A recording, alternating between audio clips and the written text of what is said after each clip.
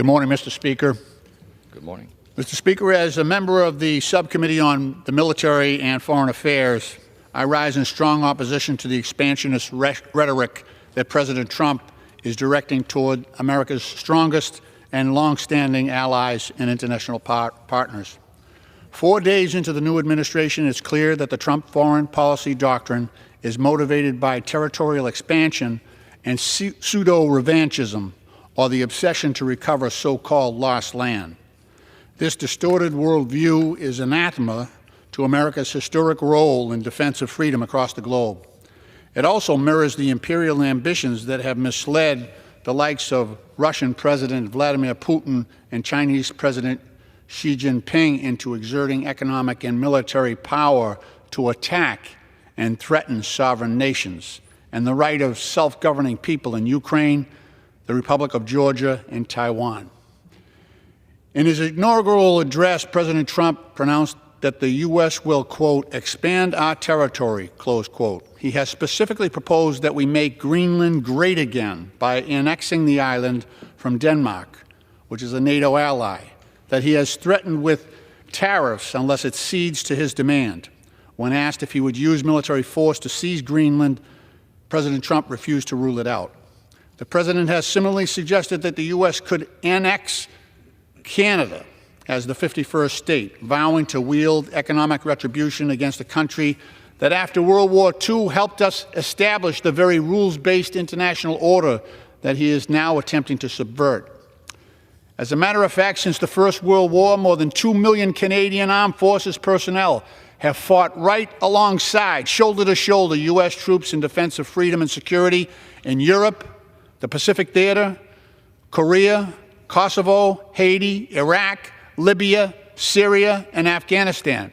And nearly 120,000 Canadian service members have made the ultimate sacrifice in support of these U.S.-led operations.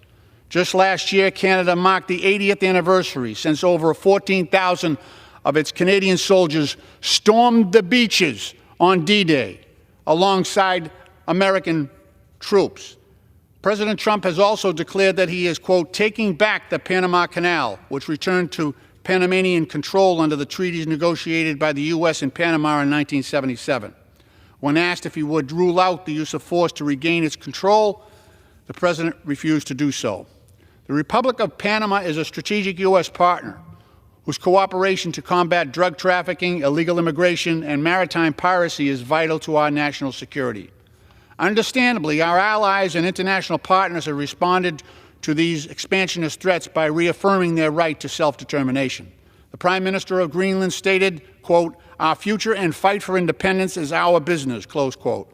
The Foreign Minister of Denmark warned, we can't have a world order where big countries can just help themselves to what they want, close quote. The Prime Minister of Canada declared, the 51st state, that's not going to happen, close quote. And the President of Panama just alerted the United Nations Security Council that President Trump may be violating the UN Charter, which prohibits the use of threats and force against the territorial integrity or political independence of other states. Mr. Speaker, if President Trump continues to pursue expansionism at the expense of freedom and national security, America will join the ranks of gangster nations whose imperialist dictators violate international law just to expand their territorial power. As Russian President Putin tells it, Russia, quote, has no borders, close quote, and Ukraine is simply historically Russian land that's been stolen. President Xi has professed that Taiwan is China's, quote, sacred territory, and that reunification is a historic inevitability. An American president simply cannot be espousing similar views. I urge my colleagues on both sides of the aisle to firmly reject expansionist rhetoric and actions taken by President Trump. Thank you, Mr. Speaker. I yield back the balance of my time.